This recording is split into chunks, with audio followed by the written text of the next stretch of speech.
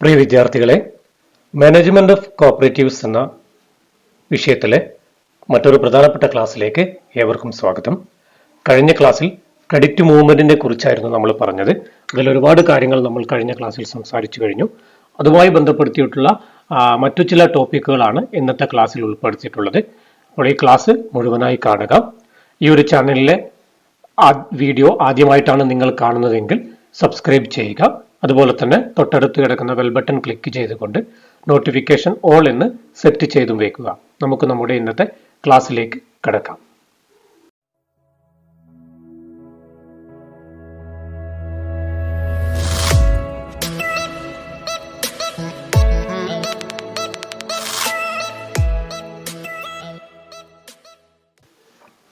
Cooperative farming സൊസൈറ്റിയെ കുറിച്ചാണ് നമ്മൾ ഇന്നത്തെ ക്ലാസ്സിൽ പറയുന്നത്. അപ്പോൾ കോഓപ്പറേറ്റീവ് ഫാമിംഗ് സൊസൈറ്റി എന്ന് പറഞ്ഞു കഴിഞ്ഞാൽ നമ്മൾക്ക് ആ പേരിൽ തന്നെയുണ്ട്. ഒരു കോഓപ്പറേറ്റീവ് എൻഡേജറാണ് നമ്മുടെ ഫാമിങ്ങുമായിട്ട് ബന്ധപ്പെടുത്തിയിട്ട് ഒരു കളക്റ്റീവ് ആക്ടിവിറ്റിയാണ് ഈ ഒരു സൊസൈറ്റി ചെയ്യുന്നതെന്ന് നമുക്ക് പറയാം. അതുകൊണ്ടാണ് അതിനെ കോഓപ്പറേറ്റീവ് ഫാമിംഗ് സൊസൈറ്റി എന്ന് പറയുന്നത്. നേരത്തെ കേസിലൊക്കെ നമ്മൾ പറഞ്ഞു, ഒരു സൊസൈറ്റി ഒരു ഇൻഡിവിജ്വൽ ഫാമേഴ്സിന് അത് അവർക്ക് ചെയ്യാൻ, കൃഷിയുമായി ബന്ധപ്പെടുത്തിയിട്ടുള്ള ആക്ടിവിറ്റീസ് ചെയ്യാൻ അവർക്ക് ഹെൽപ്പ് ചെയ്യുക എന്നുള്ളതാണ്. അത് ഓരോ ആളും ഇൻഡിവിജ്വൽ ആയിട്ടാണ് കാര്യങ്ങളൊക്കെ ചെയ്യുന്നത്. പക്ഷേ ഇത് എല്ലാവരും കൂടി ഒരുമിച്ച് നിന്നുകൊണ്ട് ചെയ്യുന്നതാണ് കോഓപ്പറേറ്റീവ് ഫാമിംഗ് സൊസൈറ്റി എന്ന് പറയുന്നത്.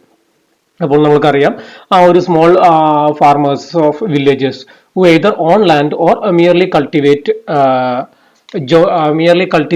of the land as a tenant may join together to form a cooperative farming society. അതായത് ഒരു സൊസൈറ്റി, ഒരു സ്മോൾ വില്ലേജിലുള്ള ഒരുപാട് ഫാർമേഴ്സുകൾ തമ്മിൽ, അതായത് സ്മോളായ ഫാർമേഴ്സുകൾ തമ്മിൽ അവർ ഒരുമിച്ച് ചേരുകയും അവർ ഒരുമിച്ച് ഫാമിംഗ് ആക്ടിവിറ്റി അല്ലെങ്കിൽ അഗ്രികൾച്ചർ ആക്ടിവിറ്റി ചെയ്യുകയും ചെയ്താൽ അതിനെയാണ് കോഓപ്പറേറ്റീവ് ഫാമിംഗ് സൊസൈറ്റി എന്ന് പറയുന്നത്. ആ ഒരു പർപ്പസിന് വേണ്ടിയിട്ടാണ് ഈ ഒരു സൊസൈറ്റി അവർ ഫോം ചെയ്യുന്നത്. അപ്പൊ ഈ സൊസൈറ്റിയുടെ പ്രധാനപ്പെട്ട ലക്ഷ്യം എന്ന് പറയുന്നത് ഓരോ സ്മോൾ ഫാമേഴ്സും ഒരുമിച്ച് ചേർന്നുകൊണ്ട് അവർ ജോയിൻ ചെയ്തുകൊണ്ട് അവരൊരു അഗ്രികൾച്ചറൽ ആക്ടിവിറ്റി ചെയ്യുന്നു ഫോർ ദെയർ ബെറ്റർ പ്രൊഡക്ഷൻ. അതിനുവേണ്ടി ചെയ്യുകയാണെങ്കിൽ അതിനെയാണ് കോഓപ്പറേറ്റീവ് ഫാമിംഗ് സൊസൈറ്റി എന്ന് പറയുന്നത്. ഓക്കെ, നമുക്ക് നോക്കാം വിശദമായിട്ട്. Small farmers of A village who either own lands or merely cultivate the lands as a tenant may join together to form a cooperative farming society. അപ്പോൾ cooperative farming society എന്ന് പറയുന്നത് ഒരു വില്ലേജിലെ ഒരുപാട് ചെറിയ ഫാർമേഴ്സ്, അതായത് ചെറിയ കർഷകർ ഒരു കൂട്ടായ്മ ഉണ്ടാക്കുകയും ചിലപ്പോൾ അവർക്ക് either ഓൺ ലാൻഡ്, ചിലപ്പോൾ അവർക്ക് സ്വന്തമായിട്ട് ലാൻഡ് ഉണ്ടാവാം, അതല്ലെങ്കിൽ അവർ ടെനന്റ് ബേസിലായിരിക്കും കൾട്ടിവേറ്റ് ചെയ്യുക. ടെനന്റ് ബേസ് എന്ന് പറഞ്ഞാൽ മറ്റൊരാളുടെ ലാൻഡിൽ ലീസ് ബേസിൽ ഇവര് കൃഷി ഇറക്കുകയാണെങ്കിൽ അതിനെയാണ് ടെനന്റ് ബേസ് എന്ന് പറയുന്നത്. അപ്പോൾ സ്വന്തമായിട്ട് ലാൻഡ് ഉള്ള ചെറു കർഷകരോ അല്ലെങ്കിൽ മറ്റുള്ളവരുടെ ലാൻഡിൽ കൃഷി ചെയ്യുന്ന ചെറു കർഷകരോ ഇവരൊക്കെ ഒരുമിച്ച് ചെയ്തുകൊണ്ട് join together to form a cooperative farming society, ഇങ്ങനെ ഒരുമിച്ച് ചേർന്നുകൊണ്ട് അവർ ഒരു സൊസൈറ്റി രൂപീകരിക്കുകയാണ്. അതിനെയാണ് കോഓപ്പറേറ്റീവ് ഫാമിംഗ് സൊസൈറ്റി എന്ന് പറയുന്നത്. അവർ ഒരുമിച്ച് ചെയ്തുകൊണ്ട് അവർ ജോയിൻലി കൾട്ടിവേറ്റ് ചെയ്യുകയാണ്. അതിനെയാണ് കോഓപ്പറേറ്റീവ് ഫാമിംഗ് സൊസൈറ്റി എന്ന് പറയുന്നത്. അപ്പൊ എന്താണെന്ന് മനസ്സിലായല്ലോ?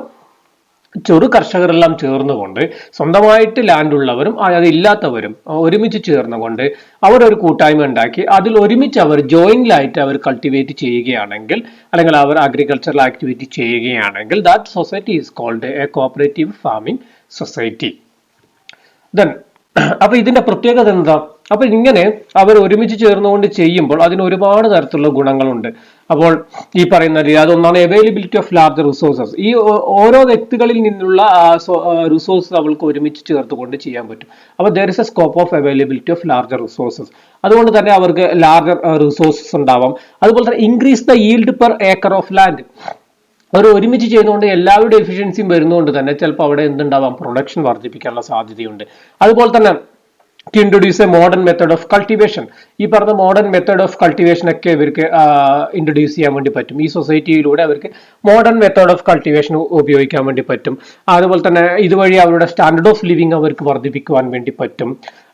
അതുപോലെ തന്നെ ഏറ്റവും പ്രധാനപ്പെട്ട മറ്റൊരു പ്രത്യേകത എന്ന് പറഞ്ഞ് it create a spirit of cooperation among the farmers.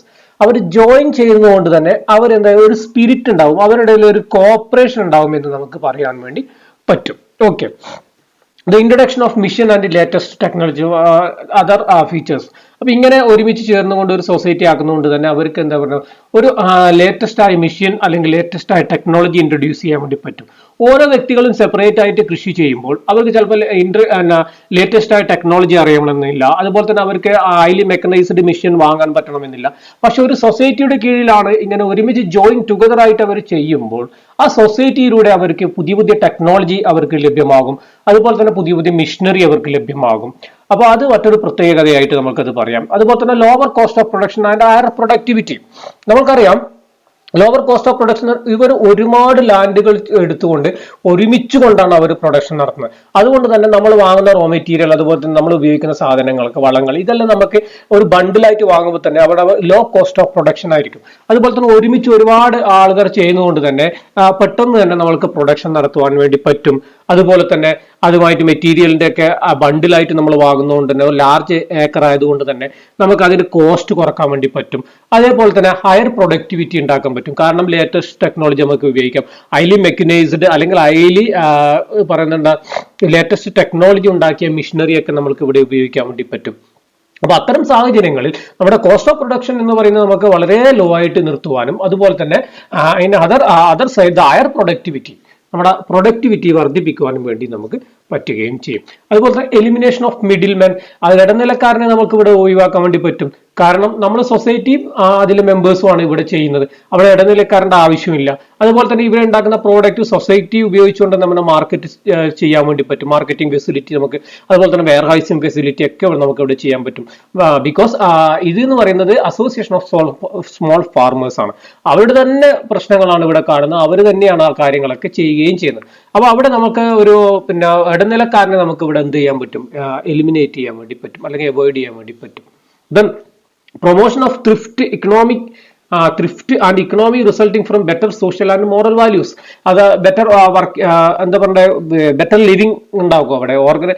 അതായത് ഈ ഒരു ഇതിൽ പെടുന്ന ഫാർമേഴ്സിന്റെ കുടുംബങ്ങളിൽ അവരുടെ സ്റ്റാൻഡേർഡ് ഓഫ് ലിവിങ് നമുക്ക് വർദ്ധിപ്പിക്കാൻ വേണ്ടി പറ്റും.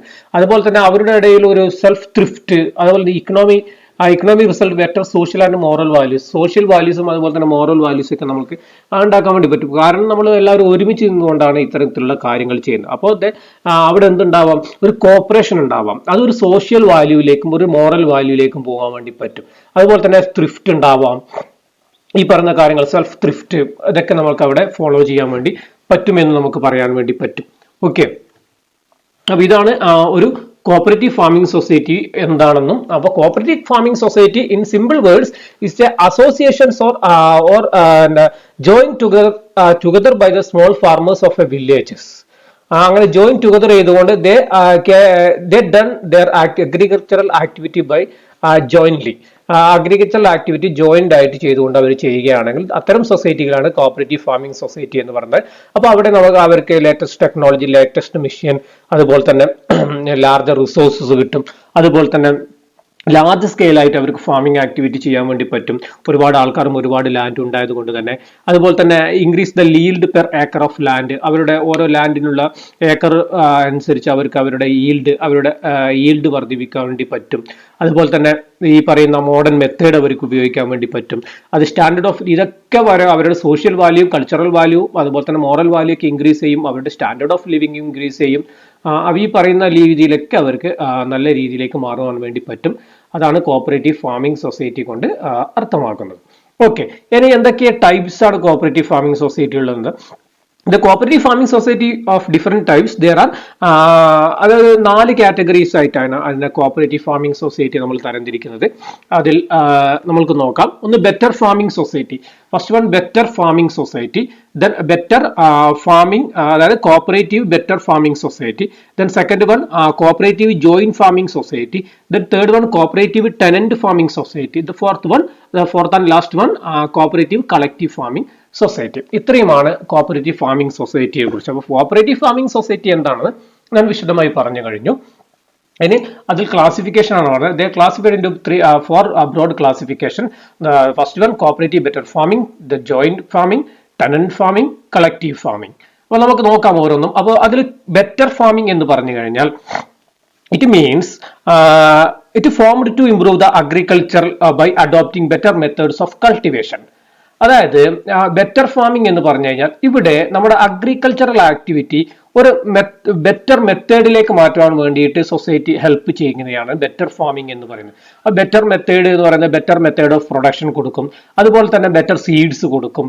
അതായത് ഈ കേസിൽ in this case land owned by the individuals or members independently. ഈ കേസിൽ ഓരോ മെമ്പർക്കും അവർക്ക് സ്വന്തമായിട്ട് ലാൻഡ് ഉണ്ടാവും. പക്ഷെ അവർ ഏതെങ്കിലും രീതിയിലായിരിക്കും കൃഷി ചെയ്യുന്നത്. അപ്പൊ അവർ ചെയ്യുന്ന കൃഷിയെ ഒരു സയന്റിഫിക് വേയിലേക്ക് മാറ്റി തീർക്കുകയാണ് ഇവിടെ സൊസൈറ്റി ചെയ്യുന്നത്. അതിന് അവർ better production, better method of production അവർ ഈ പറഞ്ഞ സൊസൈറ്റി ഈ ഫാർമേഴ്സിന് നൽകും. അതുപോലെ തന്നെ അവർക്ക് ആവശ്യമായ സീഡ്സ് നൽകും, ഫെർട്ടിലൈസർ നൽകും, ഈ പറഞ്ഞ പിന്നെ അതുപോലെ തന്നെ ബെറ്റർ മെത്തേഡ്സ്, അവരെങ്ങനെയാണ് കൃഷി ചെയ്യേണ്ടത്, ഏത് സമയത്താണ് കൃഷി ചെയ്യേണ്ടത് എന്ന് പറഞ്ഞ കാര്യങ്ങളൊക്കെ അവർക്ക് പ്രൊവൈഡ് ചെയ്യും. അവർക്ക് എപ്പോഴും ഒരു ഗൈഡൻസ് കൊടുക്കും.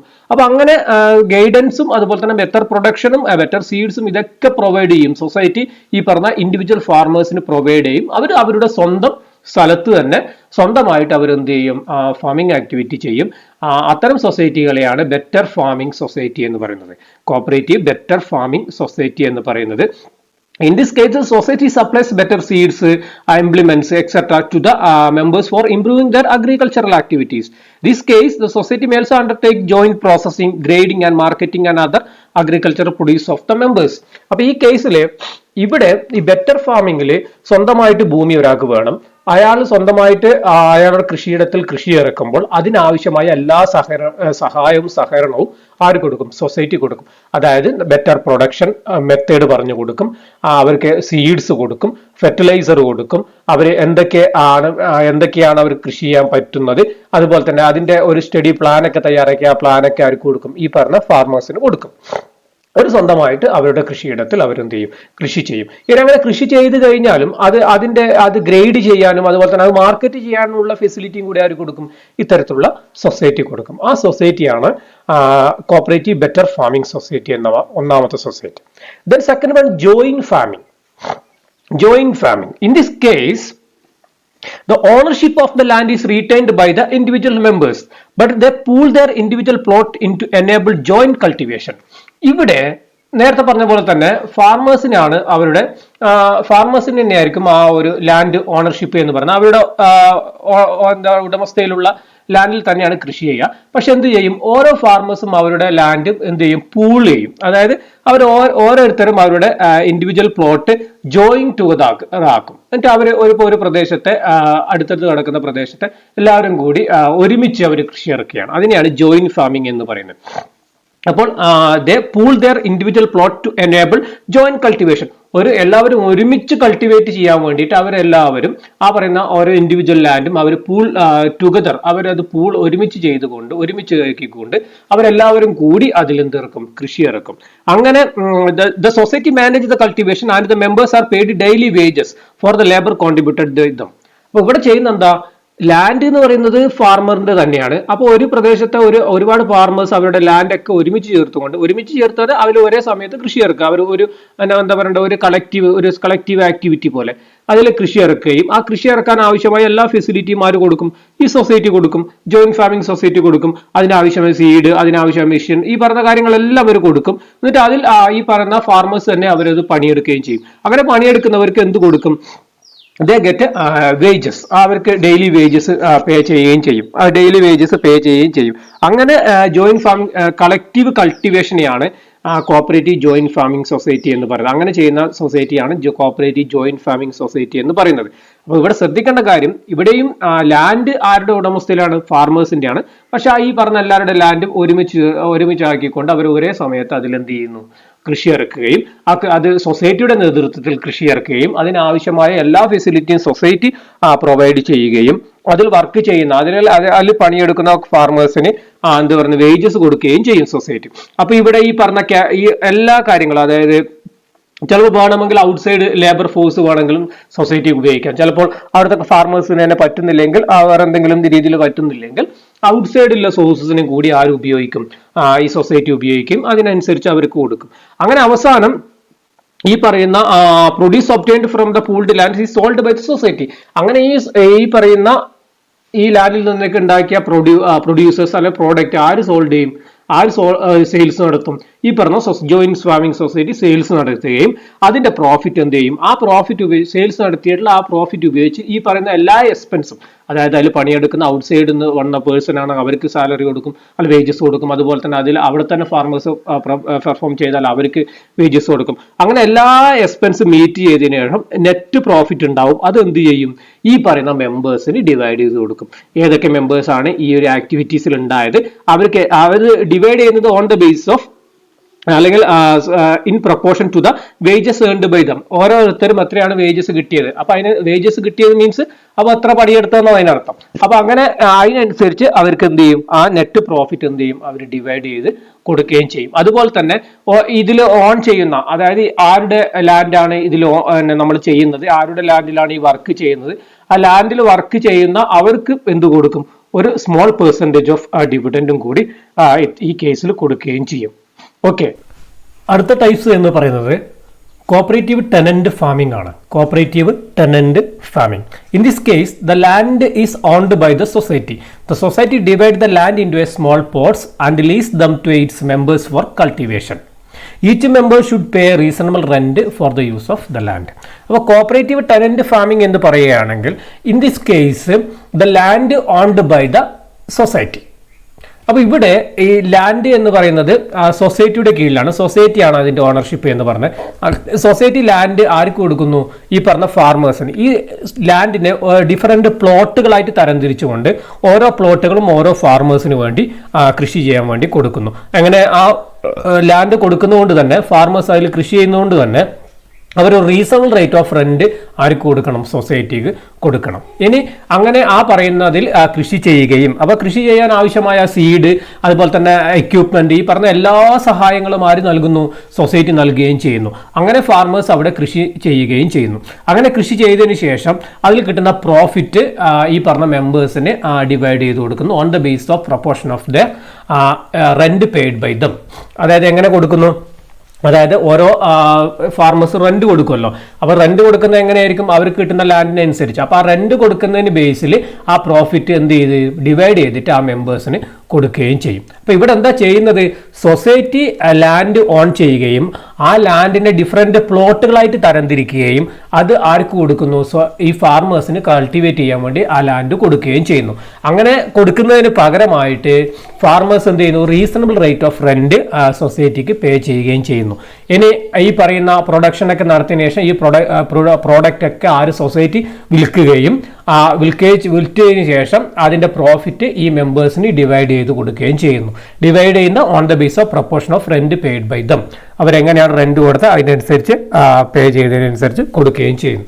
അതാണ് കോപ്പറേറ്റീവ് ടെനന്റ് ഫാമിംഗ് എന്ന് പറയുന്നത്. Next one cooperative collective farming എന്ന് പറയുന്നത്. അപ്പോൾ ഈ ടെനന്റ് ഫാമിംഗിൽ ഇൻഡിവിജ്വൽ ആയിട്ട് ഫാർമേഴ്സ് ചെയ്യുകയാണ് ചെയ്യുന്നത് ഫാമിംഗ് ആക്ടിവിറ്റി. അപ്പോൾ അടുത്തത് കളക്റ്റീവ് ഫാമിംഗ് എന്ന് പറയുന്നത് ഇവിടെയും റെന്റ് ഈ പറയുന്ന land owned by the society തന്നെയാണ് ലാൻഡ് ഓൺ ചെയ്യുന്നത്. ആ ലാൻഡിൽ ഒരുപാട് കർഷകർ ചേർന്നുകൊണ്ട് ജോയിൻ ടുഗദർ അവർ കളക്റ്റീവ്ലി ഫാമിംഗ് ആക്ടിവിറ്റി ചെയ്യുകയും അതിനാവശ്യമായ എല്ലാ ഫെസിലിറ്റിയും സൊസൈറ്റി നൽകുകയും ചെയ്യുന്നു.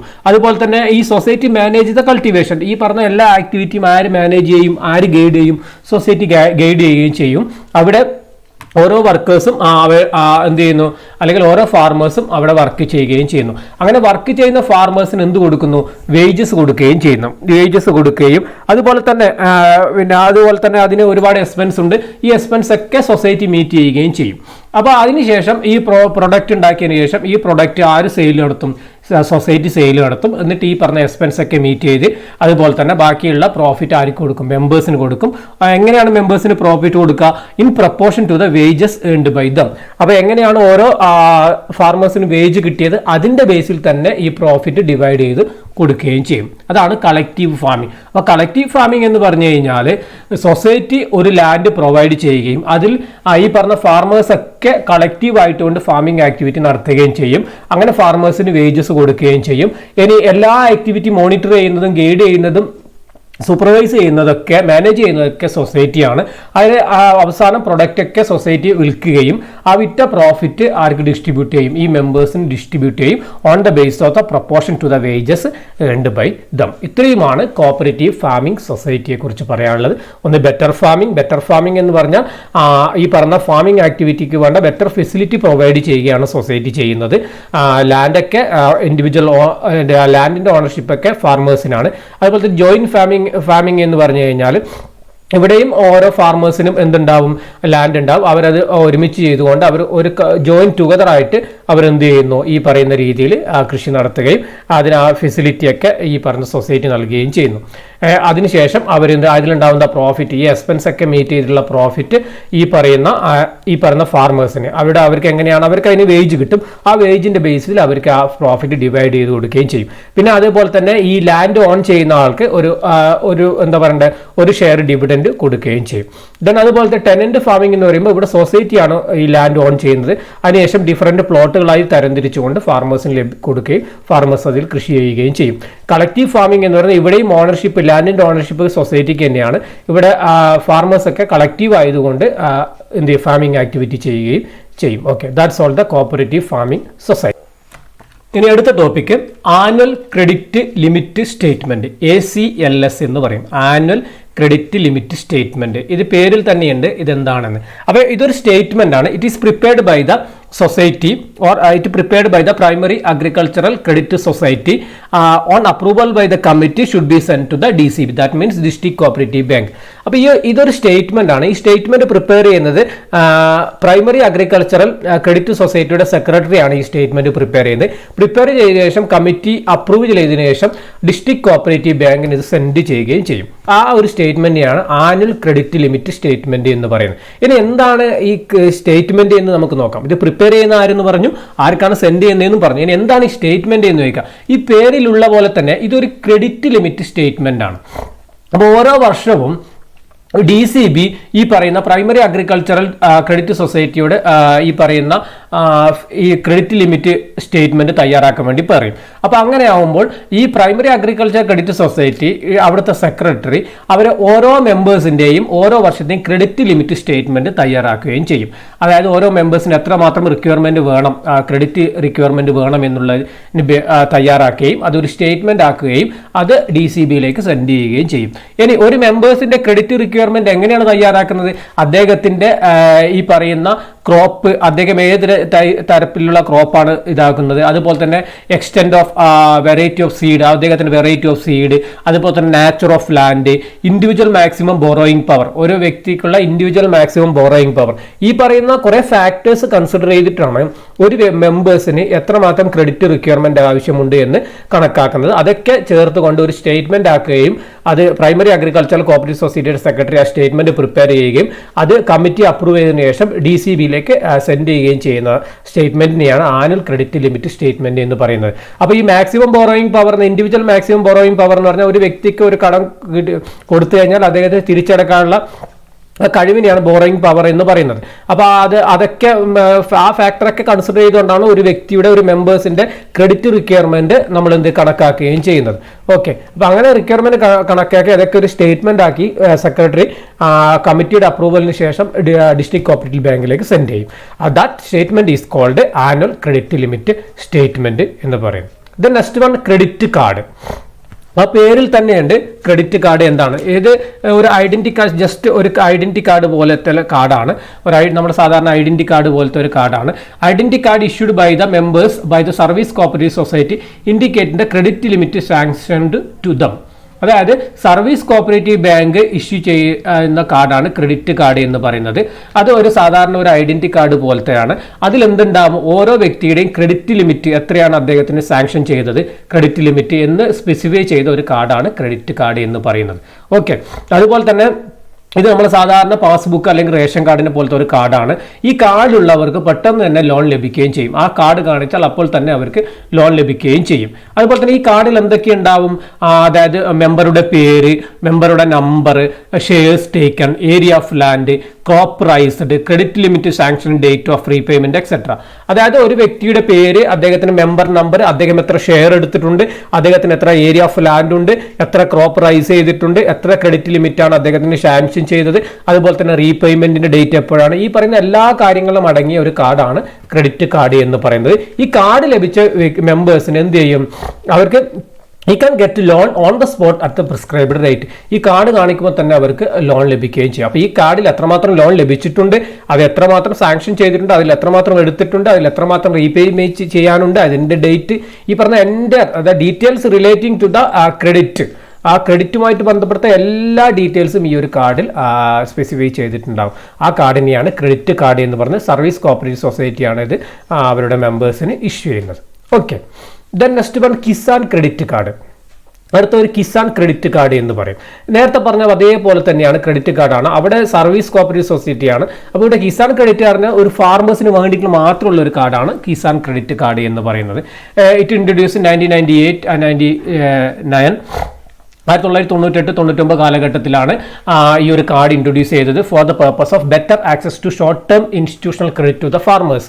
ഫാർമേഴ്സിന്റെ ഏറ്റവും പ്രധാനപ്പെട്ട പ്രശ്നം എന്ന് പറയുന്നത് അവർക്ക് ഈ പറയുന്ന ആവശ്യത്തിന് അവർക്ക് പണം കിട്ടുന്നില്ല എന്നുള്ളതാണ്. ഒരു കടത്തിനൊക്കെ എഴുതി കൊടുത്താൽ കിട്ടുമ്പോഴൊക്കെ അവരുടെ ആവശ്യങ്ങളൊക്കെ കഴിഞ്ഞു കാണും. അപ്പോൾ അതുകൊണ്ട് തന്നെ അവർക്ക് പെട്ടെന്ന് തന്നെ better access to short term credit, പെട്ടെന്ന് തന്നെ അവർക്ക് ആവശ്യമുള്ള സമയത്ത് തന്നെ ക്രെഡിറ്റ് കിട്ടാൻ വേണ്ടിയിട്ടാണ് കിസാൻ ക്രെഡിറ്റ് കാർഡ് എന്ന് പറയുന്ന കാർഡ് ഇൻട്രൊഡ്യൂസ് ചെയ്തത്. The farmers eligible for production credit of ₹5,000 or more are eligible for issue of Kisan credit card. അതായത് പ്രൊഡക്ഷൻ ക്രെഡിറ്റ് 5000 അതിൽ കൂടുതലോ ഉള്ള, അതായത് പ്രൊഡക്ഷൻ ക്രെഡിറ്റ് കണക്കാക്കുമ്പോൾ 5000 അതിൽ കൂടുതലോ ഉള്ളവർക്കാണ് ഈ ക്രെഡിറ്റ് കാർഡ് ഇഷ്യൂ ചെയ്യാൻ അല്ലെങ്കിൽ എലിജിബിലിറ്റി ഉള്ളത്, അവർക്കാണ് ഈ ക്രെഡിറ്റ് കാർഡ് ലഭിക്കുക. അതിന്റെ limit will be fixed on the base of operation land holding, crop pattern, scale of finance. അപ്പോൾ അതിന്റെ ഈ പറയുന്ന ക്രെഡിറ്റിന്റെ ലിമിറ്റ് ഫിക്സ് ചെയ്യുന്നത് ഒരുപാട് ഫാക്ടേഴ്സ് നോക്കിക്കൊണ്ടാണ്. അതൊന്ന് ഓപ്പറേഷൻ ലാൻഡിന്റെ ഹോൾഡിംഗ് എത്രയാണുള്ളത്, ക്രോപ്പ് പാറ്റേൺ എന്താണ്, അവരുടെ സ്കെയിൽ ഓഫ് ഫിനാൻസ് എത്രയാണ്, അങ്ങനെ ഒരുപാട് മാനദണ്ഡങ്ങൾ ഉപയോഗിച്ചുകൊണ്ടാണ് ഒരു വ്യക്തിയുടെ ക്രെഡിറ്റ് നിശ്ചയിക്കുന്നത്, ഈ ക്രെഡിറ്റ് കാർഡിൽ നിശ്ചയിക്കുന്നത്.